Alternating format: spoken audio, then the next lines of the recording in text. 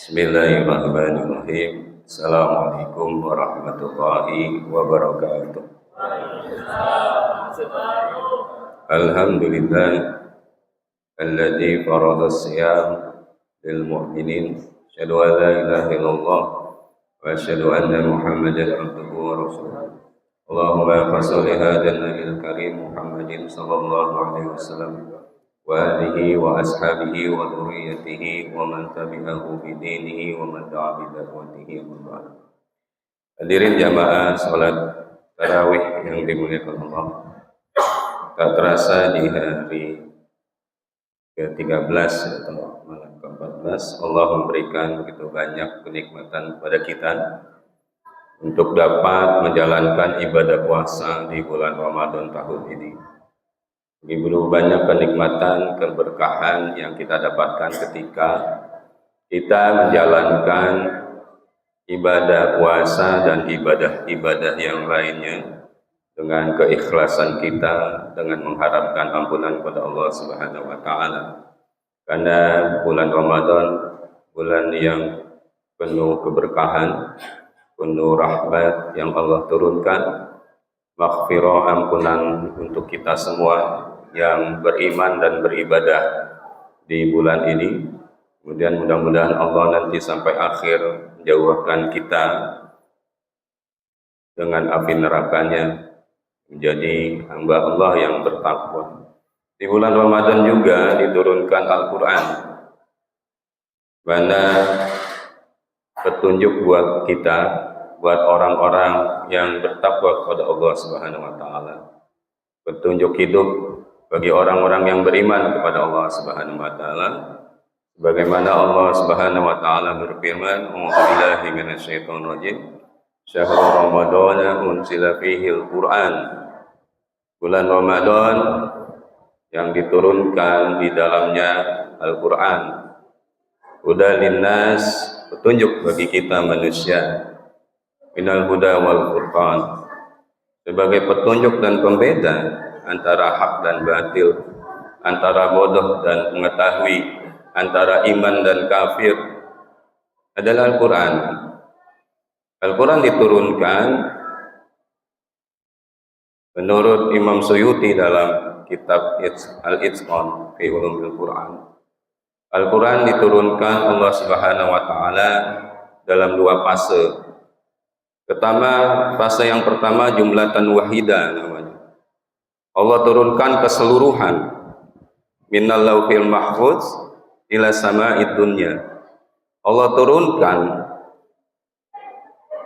dari lauhil mahfuz ke langit dunia. Itu namanya jumlatan wahidah, dalam satu kali. Kemudian fase yang kedua, minas sama'id dunya ila Rasulillah sallallahu alaihi wasallam, melalui malaikat Jibril, namanya munazzaman, berangsur-angsur. Ketika Rasulullah sallallahu alaihi wasallam mendapatkan wahyu itu berangsur-angsur, tidak sekaligus, tergantung tempat dan peristiwa. Makanya ada nama-nama surah yang Rasulullah SAW berikan. Nama surat pertama ini, nama surat kedua ini, masukkan ayat ini ke surat kedua, ayat sekian-sekian, itu Rasulullah SAW. Makanya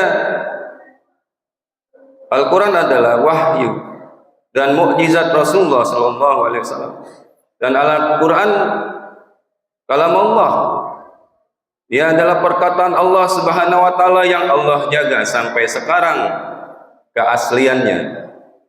Allah berfirman, "Inna nahnu nazzalna dzikra wa inna lahu lahafizun."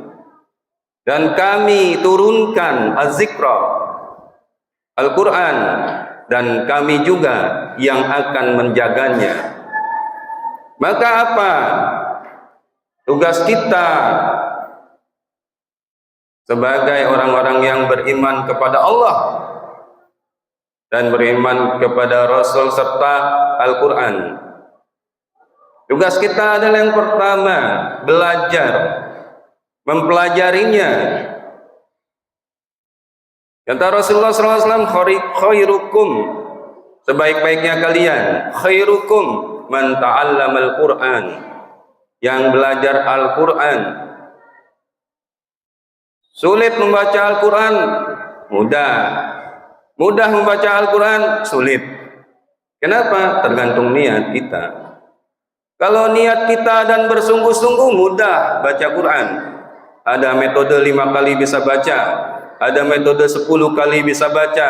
Berapa kali pun metodenya, tergantung niat yang belajarnya, sungguh-sungguh atau tidak. Karena belajar Al-Quran itu dapat 2 pahala. Pertama, pahala belajarnya. Kedua, pahala kesulitan belajarnya.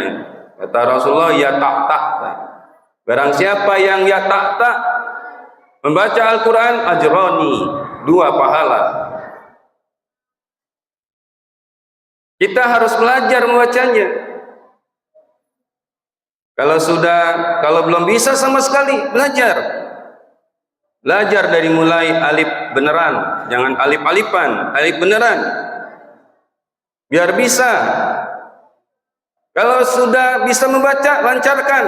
Namanya tahsinul Quran, perbagus bacaannya. Ada 2 hak Al-Quran bagi para pembaca Al-Quran, yaitu Al-Quran punya hak untuk dibaca mat, namanya panjang pendeknya, dibaca panjang dan pendeknya. Yang kedua, Al-Quran punya hak untuk dibaca gunnah. Jangan membaca Al-Quran lurus lempeng cepat kayak kereta api, nggak ada panjang pendeknya, tidak ada dengungnya, karena di situ ada gunnah, ada idgham bila gunnah, ada bi gunnah, ada ikhfa, ada izhar. Itulah hukum nun mati atau tanwin. Belajar ilmu tahsin, baik aplikasinya maupun teorinya. Yang kedua, Bapak Ibu sekalian, wajiban kita untuk Al-Quran adalah kita membacanya setiap hari. Al-Quran itu zikir. Nahnu nazalna zikra, nama Al-Quran. Alla bizikrillahi tatmainul qulub. Allah berkata, sungguhnya berzikir itu, mengingat Allah itu dengan membaca Al-Quran, menenangkan hati kita yang mungkin selama ini hidup kita gundah gulana, gelisah, khawatir terus, nggak pernah tenang.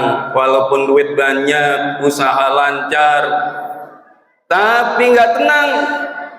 Mungkin kita belum pernah baca Quran dan menikmati bacaan Quran yang kita baca.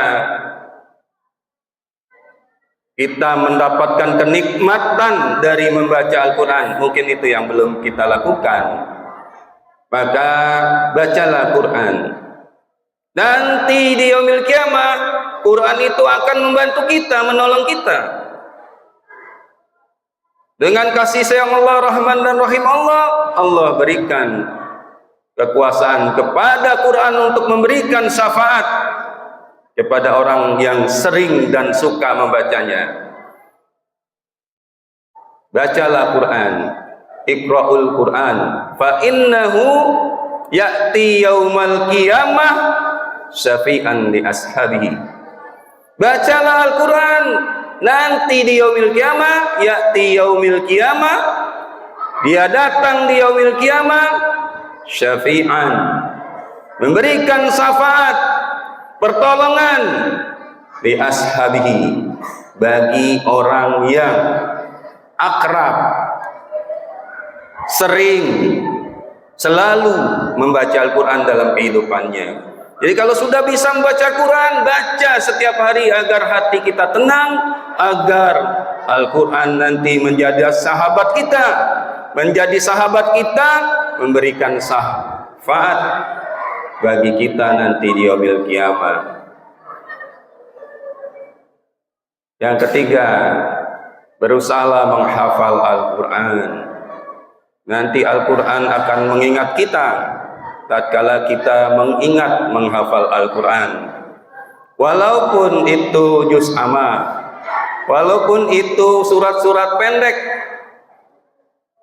catatlah bahwa kita dalam hidup kita pernah berusaha menghafal Al-Quran walaupun sedikit, walaupun surat pendek, walaupun susah banget menghafalnya, biar kita punya catatan kita selama hidup bisa menghafal Al-Quran. Mudah-mudahan ceramah yang singkat ini bisa membuat kita semakin cinta, semakin rajin membaca Al-Quran, dan semakin kita mendapatkan peluang untuk syafaat dari Al-Quran nanti di yaumil qiyamah. Billahi taufiq wal hidayah. Assalamualaikum warahmatullahi wabarakatuh.